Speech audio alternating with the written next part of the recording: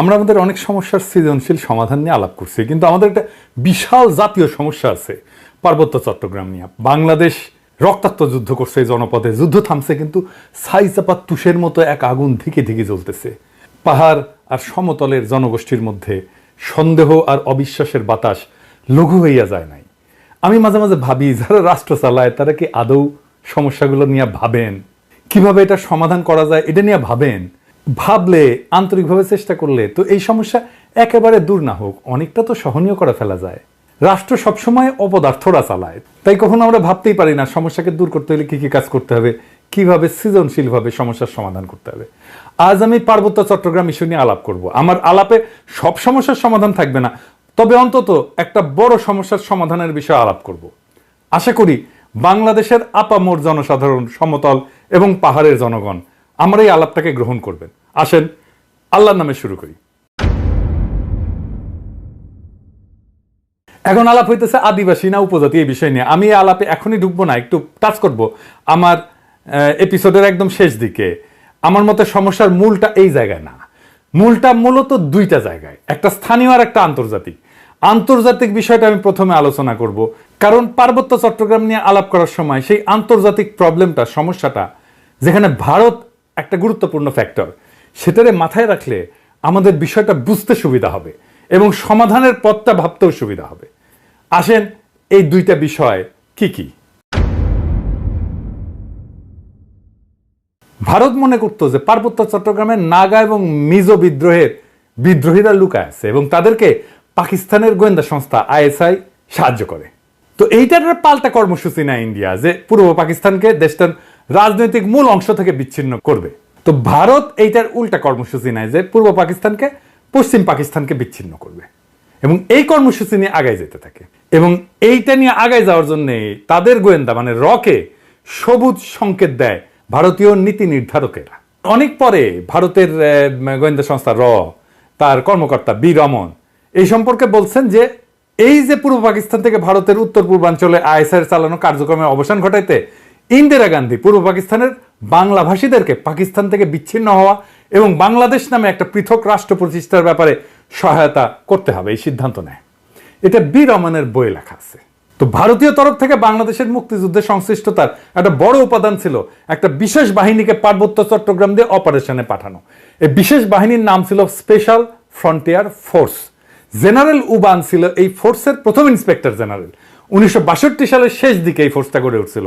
71 সালে এই জেনারেল উবানি ছিলেন মুজিব বাহিনীর প্রশিক্ষক। মুজিব বাহিনী কি জানেন তো?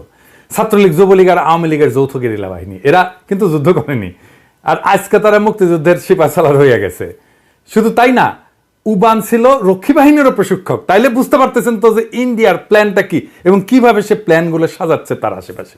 এবং পার্বত্য চট্টগ্রামে যখন 71-এর চূড়ান্ত অপারেশন হয়েছিল, তখন মুজিব বাহিনী না, স্পেশাল ফ্রন্টিয়ার ফোর্স নামে ওই আনকনভেনশনাল বাহিনীকেও ভারতীয়রা পার্বত্য চট্টগ্রাম দিয়ে বাংলাদেশে ঢুকায় দেয়।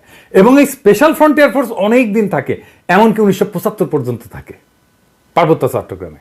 তো এই ফোর্সের দায়িত্ব কি ছিল? যে পার্বত্য চট্টগ্রামে যে ভারত নিয়ন্ত্রিত মিজোরাম এবং নাগাল্যান্ডের স্বাধীনতা সংগ্রামী আছে তাদেরকে খুঁজে বের করে এবং নিশ্চিহ্ন করা। এখানেই শেষ না, এই স্পেশাল ফ্রন্টিয়ার ফোর্সের সাথে মুজিব বাহিনী পার্বত্য চট্টগ্রাম দিয়ে যখন অভিযান শুরু করে, এটা নভেম্বরের শেষ দিকে। এরা ত্রিপুরা রাজ্য থেকে পার্বত্য চট্টগ্রামের পানছড়িতে প্রবেশ করে নভেম্বরের শেষে। একদল চাকমা তাদেরকে অভ্যর্থনা জানাইতে যায়, মনে করছে তাদের মুক্ত করতে আসছে। এই জন্য একটা খাসিও নিয়ে গেছিল বেচারারা। আহারে, মুজিব বাহিনী ও স্পেশাল ফ্রন্টিয়ার ফোর্স এই সদস্যদের খাসিটা নিছে, কিন্তু অভ্যর্থনাকারী সবাইকে হত্যা করছিল। তারপর তারা পানছড়ির পাহাড় গ্রামগুলোতে হামলা শুরু করে, বাড়িঘর লুটপাট করে, আগুন লাগাই দেয়, সামনে যাকে পায় তাকেই হত্যা করে এবং মেয়েদেরকে ধর্ষণ করে। তাদের হামলায় পানছড়িতে ওই দিনই নিহত হয়েছিল 32 জন নিরীহ পাহাড়ি। তারপর তারা পানছড়ি থেকে খাগড়াছড়ির দিকে রওনা হয় এবং যাওয়ার পথে 176টা বাড়িঘর জ্বালায় দেয়। 14 ডিসেম্বরেও তারা 22 জনকে হত্যা করে। এই ছিল আওয়ামী লীগের মুজিব বাহিনীর মুক্তিযুদ্ধ। এটাই তাদের কন্ট্রিবিউশন। বাংলাদেশ থেকে ভারতীয় সামরিক বাহিনী চলে যাওয়ার সময় তাদের সেনাবাহিনীর এই স্পেশাল ফ্রন্টিয়ার ফোর্সকে রেখে দেওয়া হয় কক্সবাজারে। 72 সালের জুলাই পর্যন্ত পার্বত্য চট্টগ্রামে অপারেশন চালায়। তারপরে তারা প্রত্যাবর্তন করে। কিন্তু সবাই যে চলে গেছিল তা কিন্তু না, কারণ মুজিব যেদিন জয় বাংলা হয় না 1975-এ, ওই সময় পার্বত্য চট্টগ্রামে অপারেশন চালানো একটা ভারতীয় হেলিকপ্টার বিধ্বস্ত হয় রেকর্ড রে ভাই। মুজিব মূলত পার্বত্য চট্টগ্রামকে ভারতের হাতে তুলে দিছিল। আমি আর সেই ইতিহাসে গেলাম না, কিন্তু এখন পার্বত্য চট্টগ্রাম নিয়ে ইন্ডিয়ার পরিকল্পনাটা কি? ইন্ডিয়ার একটা দুর্বল জায়গা আছে চিকেন নেক, তাই না? আপনারা জানেন, যেটা দখল নিতে পারলে সেভেন সিস্টার জয় বাংলা হয়ে যাবে, আলাদা হয়ে যাবে। ইন্ডিয়া সেটা নিয়ে সবসময় একটা প্যারার মধ্যে থাকে। আমাদেরও একটা উইক জায়গা আছে, সেটা হইতেছে ফেনী, যা আমাদের বাংলাদেশ মূল ভূখণ্ডের সাথে পার্বত্য চট্টগ্রামকে যুক্ত করছে। ওই জায়গা দিয়া পার্বত্য চট্টগ্রামকে যদি আলাদা করে দিতে পারে ইন্ডিয়া, তাইলে চিকেন নেক নিয়ে তার না ভাবলেও চলবে, মুফতে একটা সমুদ্র বন্দর পাওয়া যাবে। তাই সে পার্বত্য চট্টগ্রামের সবসময় বিচ্ছিন্নতাবাদীদেরকে অকাতরে সাপোর্ট দেয়, শান্তি বাহিনীকে সাপোর্ট দিচ্ছে, কুকিজিনদের সাপোর্ট দেয়। তারা জানে পার্বত্য চট্টগ্রাম যদি বিচ্ছিন্ন হয়ে আলাদা রাষ্ট্র হয়ও, তাইলে এই ল্যান্ড লক একটা অতি অল্প জনগোষ্ঠীর ভূখণ্ডের ইন্ডিয়ার উপরে সর্বাংশে নির্ভর করা ছাড়া আর উপায় নাই। আর ওই অংশটা ইন্ডিয়া খাইয়া ফেলতে কোনো সমস্যা হবে না তখন। তবে আমরা এই সমস্যার কথা কম বেশি সবাই জানি। যে দ্বিতীয় যে সমস্যা, যেটার কথা আমরা একেবারেই জানি না, আলাপ করি না, সেই সমস্যাটা কি? আসেন সেটা নিয়ে আলাপ করি। এটা খুবই জটিল এবং কম আলোচিত সমস্যা। এই প্রসঙ্গে আমি আর একটা আলোচনা করে নিই, আপনাদের বুঝতে সুবিধা হবে। হংকং আর চায়না মেনল্যান্ড, এই দুইটা ভূখণ্ড কিন্তু একই দেশের হইলে সিস্টেম আলাদা, অর্থনৈতিক সিস্টেম আলাদা। হংকং অশান্ত না? আপনি একই দেশের দুইটা সিস্টেম করলে সেটা অশান্তির একটা বীজ হয়ে থাকে, যদি খুব ভালোভাবে ম্যানেজ করা না যায়। কারণ দেশ বা রাষ্ট্র একটা শরীরের মতো, এটার একটা রাজনৈতিক অর্থনৈতিক সংহতির দরকার পড়ে। ইকোনমিক সিস্টেম আলাদা হইলে রাজনৈতিক সংহতি রক্ষা করা দূর হয়ে যায়। কেন? মার্কস বলছেন যে রাজনীতি হচ্ছে অর্থনীতির একটা ঘনীভূত রূপ। অর্থনীতি যেমন, সেটাই রাজনীতি হইয়া দেখা দেয়। কথাটা খুবই সত্য কথা। একটা দেশের ইকোনমি যেমন, তার রাজনীতিটাও তেমন। এটা নিয়ে পরে আবার বিস্তারিত আলাপ করা যেতে পারে, কিন্তু আপাতত আজকাল আলাপের জন্য এইটুকু জানলেই চলবে। পার্বত্য চট্টগ্রামের ইকোনমি কি আলাদা? হ্যাঁ, আলাদা। ওদের ইকোনমি ভূমি নির্ভর। ওদের বর্তমান ভূমির মালিকানা ব্যবস্থা খুবই জটিল এবং বহুমুখী একটা কাঠামোর উপর প্রতিষ্ঠিত, যা ঐতিহাসিক, সামাজিক, সাংস্কৃতিক এবং প্রশাসনিক অনেকগুলো কারণের মিশ্রণ। তিনটা স্তরে এদের ভূমি ব্যবস্থাপনা। এক নাম্বার, ঐতিহ্যবাহী ভূমি মালিকানা ব্যবস্থা। এটাই সবচেয়ে বড় ভূমি ব্যবস্থাপনা। আনুমানিক 50 থেকে 60% ভূমি এই ঐতিহ্যবাহী ব্যবস্থাপনার আওতায় পড়ে। কেমন সেটা? এইটা গোষ্ঠীভিত্তিক মালিকানা, কোনো ব্যক্তি মালিকানায় না। পার্বত্য অঞ্চলের প্রধান জনগোষ্ঠী যেমন চাকমা, মারমা, ত্রিপুরা এবং অন্যান্য গোষ্ঠীগুলা তাদের নিজস্ব ঐতিহ্যবাহী ভূমি ব্যবস্থাপনা পদ্ধতি অনুসরণ করে। এই ব্যবস্থায় জমির মালিকানা সাধারণত পরিবার বা গোষ্ঠীর মধ্যে থাকে। এটা একটা মৌখিক ঐতিহ্য, লেখাপড়া কিন্তু নাই, কোনো দলিল নাই। জমি ভোগ, দখল এবং ব্যবহার করার অধিকার আছে, কিন্তু সেটা আইনগতভাবে নথিভুক্ত না। জুম চাষ হয় না পাহাড়ে, এই জুম চাষের জন্য যে ভূমি, সেইটা কিন্তু এই ঐতিহ্যবাহী কৃষি পদ্ধতি এবং এই ভূমি মালিকানায়। এখানে জমি ব্যক্তিগত মালিকানা না, বরং গোষ্ঠীগত মালিকানায় পরিচালিত হয়। 2 নাম্বার মালিকানা হচ্ছে সরকারি ভূমি মালিকানা। সরকার যেটাকে রিজার্ভ বন ঘোষণা করছে, এটা সরকারের মালিকানা। পার্বত্য চট্টগ্রামের একটা বড় অংশ আমরা জানি যে রিজার্ভ ফরেস্ট বা সংরক্ষিত বন হিসাবে ঘোষিত। এই ভূমি বন বিভাগ দিয়ে নিয়ন্ত্রিত এবং চাষাবাদ এবং বসতি স্থাপন এখানে নিষিদ্ধ। তবে আপনারা জানেন যে পার্বত্য চট্টগ্রামের অধিবাসীরা ঐতিহাসিকভাবে বনের মধ্যে চাষাবাদ করে এবং বসতি স্থাপন করে। তো সরকার যদি নিষিদ্ধ করে দেয়, তাহলে তাদের ঐতিহাসিকভাবে চাষাবাদের পদ্ধতি ছিল, সেটা নষ্ট হয়ে যায় না? এটা মাথার মধ্যে নাই ওদের। কিন্তু এটা একেবারে বন্ধ হয়নি। এই সংরক্ষিত বন এলাকায় অনেক বসতি আছে জনগণের এবং ঐতিহ্যগতভাবে এই ভূমি তারা ব্যবহার করে। এইটাও একটা ভূমি বিরোধের অন্যতম কারণ। 3 নম্বর হচ্ছে সরকারি প্রকল্প। কাপ্তাই হ্রদ বাঁধ প্রকল্পের জন্য ব্যাপক ভূমি অধিগ্রহণ করা হয়েছিল, যা স্থানীয় জনগণের ভূমি হারানোর অন্যতম কারণ হয়ে দাঁড়িয়েছে। আমরা এই প্রসঙ্গে সমাধান পর্বে আলাপ করব। আনুমানিক 25 থেকে 30% ভূমি সংরক্ষিত বনাঞ্চলের অধীনে রয়েছে। আর আইনগতভাবে নথিভুক্ত মালিকানা, যেটা আমরা সমতলে দেখি আর কি, জমি রেজিস্ট্রি, দলিল, এগুলো দেখি না, এইটা পর্চা টর্চা এগুলো দেখি না, পাকা দলিল। কিছু কিছু এলাকায় ব্যক্তি বা গোষ্ঠী তাদের জমির দলিল নথিভুক্ত করে ফেলছে, তবে এটা খুবই সীমিত এবং এইটা সবসময় সমস্যাযুক্ত। কারণ অনেক জমির মালিকানার বিষয়ে সরকারি রেকর্ড, স্থানীয় ঐতিহ্যবাহী নিয়মের মধ্যে তো সংঘাত আছে, তাই না? এইটা ধরেন 10%-এর মতো। এই ভূমি ব্যবস্থাপনার মূল সমস্যাটা কি? সমস্যা হচ্ছে যে পার্বত্য জনগোষ্ঠী তাদের এই ঐতিহ্যগত নিয়মে জমি ভোগ দখল করলেও সরকারি আইনে তো স্বীকৃত না এটা। তারপর ধরেন উন্নয়ন প্রকল্প, যেমন কাপ্তাই জল বিদ্যুৎ কেন্দ্র এবং সমতলে অনেক মানুষ আসছে পার্বত্য অঞ্চলে, ফলে স্থানীয় জনগণের জমি হারানোর ঘটনা ঘটছে। আবার আরেকটা জিনিস বললাম যে রিজার্ভ সংরক্ষিত বন এবং কৃষি জমি নিয়ে যে সংঘাত, ওইখানে তারা বসতি স্থাপন করে, ওখানে কৃষি কাজ করে। সমতলের অনেকে বলে যে আমরা কেন পার্বত্য চট্টগ্রামে গিয়ে জমি কিনতে পারবো না, ওরা তো এসে সমতলে জমি কিনতে পারে। সমস্যা বুঝছেন তো? আপনি কার কাছ থেকে জমি কিনবেন? দলিলই তো নাই। দলিল তো মুখে মুখে, মালিকানা তো ব্যক্তির না রে ভাই, মালিকানা সামাজিক, এবং প্রায় 60% জমির মালিকানা এরকম। তো এই বাস্তবতাটা তো বুঝতে হবে। দেখেন এই সমস্যার সমাধান কি? ওয়ান কান্ট্রি টু সিস্টেম ব্যবস্থা আমাদের চালাইতে হবে ততদিন পর্যন্ত যতদিন না ব্যাপক সংখ্যাগরিষ্ঠ পাহাড়িরা এই সিস্টেম বদলানোর জন্য দাবি না করে। আমরা এই ব্যবস্থার জন্য হংকং এর অভিজ্ঞতা, স্কটল্যান্ড, উত্তর আয়ারল্যান্ডের অভিজ্ঞতা কাজে লাগাতে পারি। এইটা করে ঐতিহ্যবাহী ভূমি ব্যবস্থাকে আইনি স্বীকৃতি দিতে পারি এবং পুরো পার্বত্য চট্টগ্রামকে আমরা গ্রিন ইকোনমির আওতায় আনতে পারি। তাহলে আমাদের এই ওয়ান কান্ট্রি টু সিস্টেমটা ভালোভাবে বাস্তবায়ন করা যাবে। অর্থনৈতিক উন্নয়ন আর স্বাতন্ত্র্য 2 লক্ষ্যই অর্জিত হবে। পার্বত্য চট্টগ্রামে ব্যাপক অর্থনৈতিক উন্নয়ন করলে, পাহাড়িদের আয় আর জীবনযাত্রার মান বাড়াইলে বেশিরভাগ সমস্যার সমাধান হয়ে যাবে।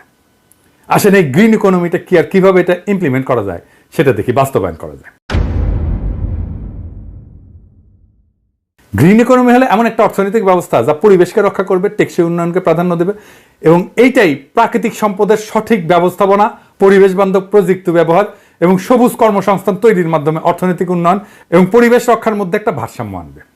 এবং আমরা পার্বত্য চট্টগ্রামকে যদি একটা সংরক্ষিত এলাকা বলে ঘোষণা দিয়ে গ্রিন ইকোনমির আওতায় নিয়ে আসি, তাহলে অনেকগুলো সুবিধা পাওয়া যাবে। স্বাতন্ত্র্য রক্ষা তো হবেই, পাশাপাশি অর্থনৈতিক উন্নয়ন সম্ভব হবে। সুবিধাগুলো এক এক করে আলোচনা করি। যেমন ধরেন, প্রাকৃতিক সম্পদের সংরক্ষণ করা যাবে।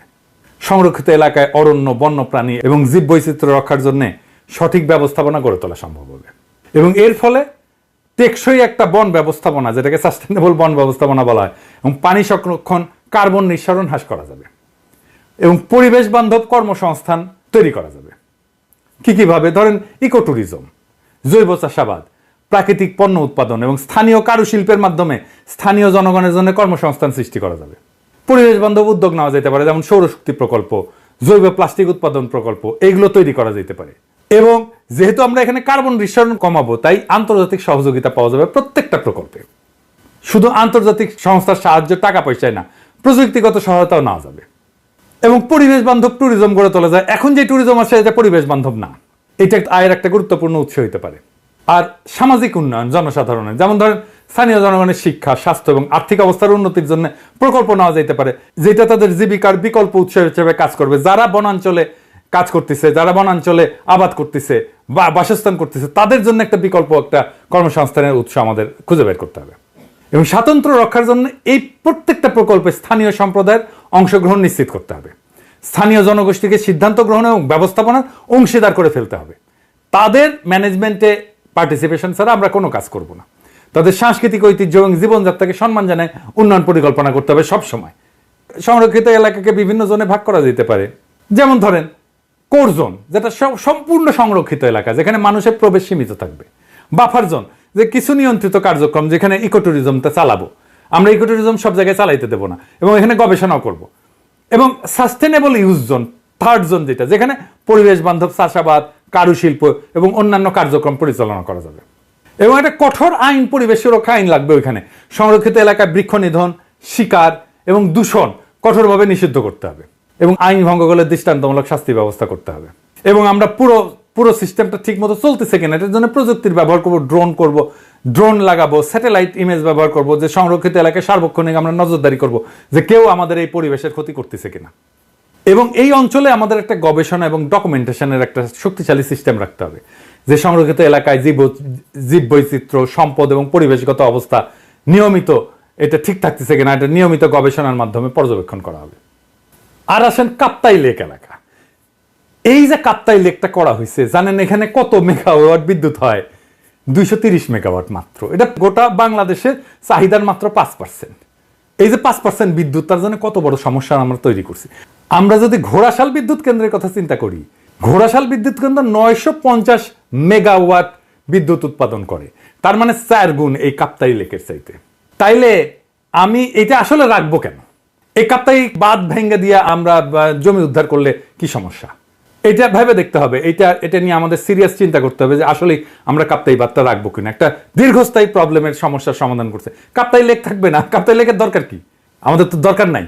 দৃষ্টিনন্দন কাপ্তাই লেকের তো দরকার নেই। আমার যদি জমি উদ্ধার হয় ওইখানে, এই 230 মেগাওয়াট বিদ্যুতের দাম কত? আর আমরা যদি এই জমিটাকে ব্যবহার করতে পারি, কাপ্তাই লেকের নিচে ডুবে যাওয়া জমিটা যদি উদ্ধার করতে পারি, তাহলে এই জমিতে আমরা কি পরিমাণে অর্থনৈতিক ব্যবস্থাপনা করতে পারবো, অর্থনৈতিক সুবিধা পাবো, অর্থনৈতিক লাভ করতে পারবো, এটা একটা স্টাডি হইতে পারে। আমি এটা ধারণাটা দিলাম। যদি মনে করেন যে স্টাডি করে যদি দেখা যায় যে ওইখানে অর্থনৈতিক সুবিধা যেটা সেটা অনেক অনেক বেশি এই কাপ্তাইয়ের 230 মেগাওয়াটের বিদ্যুতের চাইতে, তাহলে কাপ্তাই বাঁধ আমাদের রেখে লাভ কি? এটা ভেঙে দেওয়া যেতে পারে। আমার মনে হয় যে কাপ্তাই বাঁধ যদি ভেঙে দেওয়া যায় তাহলে আমাদের বেটার ইকোনমিক বেনিফিট আমাদের আসবে। এইবার আসেন আদিবাসী ধারণা নিয়ে আমার চিন্তাটা বলি, কেন এইটা অদরকারি আলাপ, কেনই বা সমতলের মানুষ এই চিন্তাটা পছন্দ করে না। সমতলের মানুষ আদিবাসী ধারণা নিয়ে কি মত পোষণ করে সেটা বলার আগে বোমাং রাজা কি ধারণা পোষণ করে সেটা শুনি, আসেন শোনেন, ওনার কথাই শোনেন। আমার নাম অংশটু চৌধুরী। আপনারা বলেন আমরা actually we are not tribal, আমরা আদিবাসী নয়, আমরা ছিলাম বার্মাতে।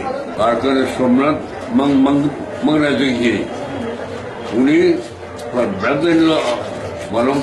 বোমাং রাজাকে 1614 সালে গভর্নর অফ চিটাগং, চারজন রাজার গভর্নর ছিল। Fifth man entered into Chittagong Hills, বর্ধমানে, বোমাঙ্গের কমলাপুর 1727 সালে। 283 বছর আগে আমরা এখানে যুক্তি। এই যে ইন্ডিজেনাস বা আদিবাসী শব্দটার অর্থ হইল এমন জনগোষ্ঠী বা সম্প্রদায় যারা কোনো নির্দিষ্ট ভৌগোলিক এলাকায় ঐতিহাসিকভাবে বসবাস করে আসতেছে, যারা সেই এলাকার আদি অধিবাসী এবং যাদের ঐতিহ্য সাধারণত ঔপনিবেশিক বা আধুনিক জনগোষ্ঠীর আগমনের পূর্বে গড়ে উঠছে। সহজ বাংলায় বললে ওই অঞ্চলের আদিবাসিন্দা। রেড ইন্ডিয়ানরা যেমন আমেরিকার আদিবাসিন্দা, আপনারা তো সেটা না পাহাড়ি ভাইরা। তারপরে যখন এই শব্দ ব্যবহার করার জন্য চাপাচাপি করেন তখন বাকি দেশের মানুষ এটাকে সন্দেহের চোখে দেখবেই। এটাও বুঝতে হবে। তারা জানে আদিবাসীরা যদি দাবি করে যে তাদের মানবাধিকার লঙ্ঘিত হচ্ছে, তাহলে আন্তর্জাতিক সম্প্রদায় তাদের আলাদা রাষ্ট্রের দাবিকে সমর্থন জানায়, সেই দাবিকে মেনে নিতে বাধ্য করতে পারে। আর আপনাদের তো জুম্মল্যান্ড সংক্রান্ত দাবি আছেই, আর ইন্ডিয়ার তো ফুসলানো আছেই, তাই না? এবং ইন্ডিয়া তো চায় এটাকে আলাদা করে নিয়ে একটা আলাদা তাদের মধ্যে খেয়ে ফেলতে। তো সন্দেহ তো যৌক্তিক। আপনারা যদি মনে করেন আদিবাসী শব্দটা আপনাদের আলাদা সুবিধা দেবে, আপনি বাংলাদেশ রাষ্ট্রের কাছে চান সেই সুবিধা, তাইলে আলাপ তো করা যেতেই পারে ওইটা নিয়ে। কিন্তু সে আলাপে না যায় যদি বলেন দেখিস আকাশে কি সুন্দর চাঁদ উঠিছে, তাহলে হবে। পাহাড়ে সবাই যেমন বিচ্ছিন্নতাবাদী না, এটা যেমন সত্য, তেমন সমতলের সবাই আপনাদের ব্যাপারে ইনসেনসিটিভ বা অসংবেদনশীল না, এটাও তেমন সত্য। তাই আসেন দুই পক্ষকেই বলি, সংঘাত আর অবিশ্বাসের কালকাটায় আমরা নতুন ইতিহাস গড়ি। হাসিনা বিরোধী লড়াইয়ে পাহাড়ি ভাই বোনেরা আমাদের কাঁধে কাঁধ মিলায় লড়াই করছেন। আমরা এই ঐতিহাসিক ঐক্যকে সাথে নিয়ে আগায় যাই। আমরা এমন এক বাংলাদেশ গড়ে তুলি যার গর্বিত মালিক হবে হিন্দু, মুসলমান, পাহাড়ি, সমতলী, চাকমা, বাঙালি সকলেই। বৈচিত্র্যের মধ্যে আমরা গড়ে তুলব এক মহান ঐক্য, এক নতুন বাংলাদেশে, যে বাংলাদেশের স্বপ্ন দেখেই জুলাই আগস্টের হাজারো শহীদেরা চোখ মুছছিল, শেষ নিদ্রায় গেছিল। আসেন আমরা সেই স্বপ্নকে বাস্তব করে তুলি। ইনকিলাব জিন্দাবাদ।